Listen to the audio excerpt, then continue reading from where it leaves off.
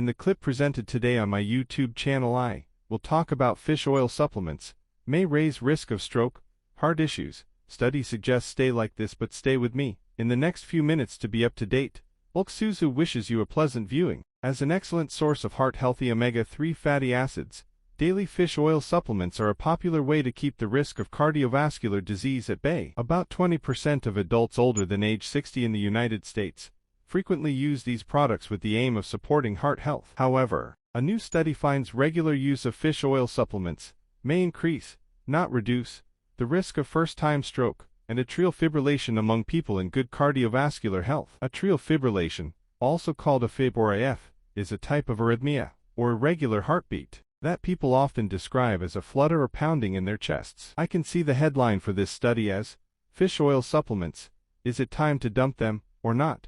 said cardiologist Dr. Andrew Freeman, Director of Cardiovascular Prevention and Wellness at National Jewish Health in Denver. I say that because over-the-counter fish oil is very seldom recommended, is in none of the guidelines from professional medical societies, and yet that's what most people take, said Freeman, who was not involved in the study. Fish oil only helped people with existing heart disease. The study analyzed data on over 415,000 people ages 40 to 69, participating in the UK Biobank, a longitudinal study of the health of people in the United Kingdom. Nearly one-third of those people, who were followed for an average of 12 years, said they regularly used fish oil supplements. For people without heart issues, regular use of fish oil supplements was associated with a 13% higher risk of developing atrial fibrillation and a 5% heightened risk of having a stroke, according to the study, published Tuesday in the journal BMJ Medicine. Over-the-counter fish oil suffers from a lack of purity and consistency, as well as the potential contaminants and heavy metals such as mercury that come with fish,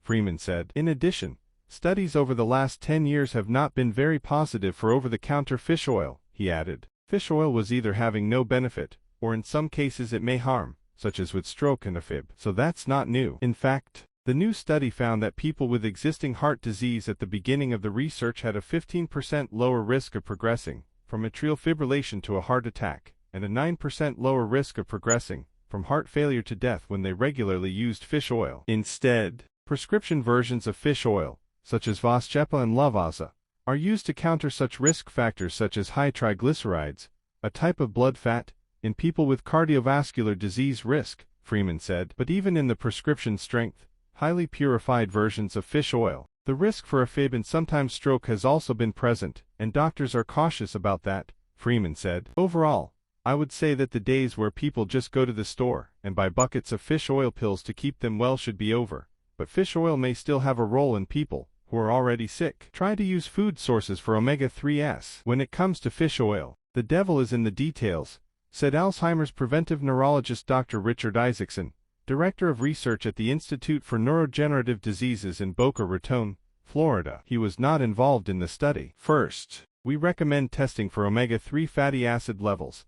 There are finger prick tests you can buy online which are accurate, and then you should continue to test. You don't want to take fish oil if you don't need it, he said. Isaacson recommends trying to get your omega-3 fatty acids from food sources and says sardines and wild-caught salmon are the best sources, as they are high in these healthy unsaturated fats and lower in mercury. Farm-raised salmon is not the best choice, he said, due to impurities in the water in which they are raised. Lake trout, mackerel, herring and albacore tuna are also good sources, he said. However, due to the mercury levels in large fish such as tuna, he recommends consumption of albacore tuna should be kept to twice a week. Algae and seaweed are decent non-fish sources of omega-3s as well. Chia seeds, edamame, soybeans, flaxseed, hemp seeds and walnuts are other plant-based options that are high in omega-3s. But the fatty acids are a different form than those found in fish. Studies have found plant-based omega-3s may be harder to metabolize in people with higher levels of omega-6s,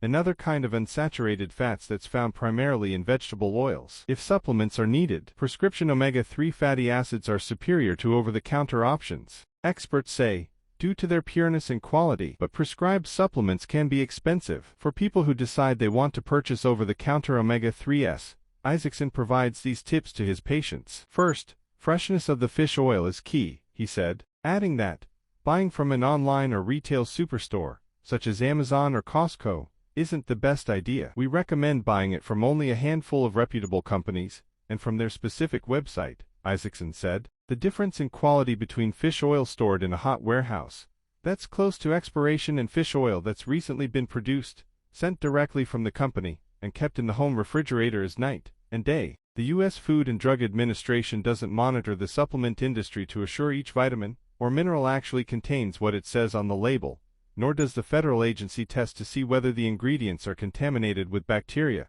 heavy metals, pesticides, plastic residues, and other impurities. However, there are some companies that have stepped into that role by testing various supplements and even some pharmaceuticals, so look for their labels on the supplements before purchase. The nonprofit organization US Pharmacopoeia, or USP, sets the most widely accepted standards for supplements, experts say, but ConsumerLab.com and NSF International also do third-party testing.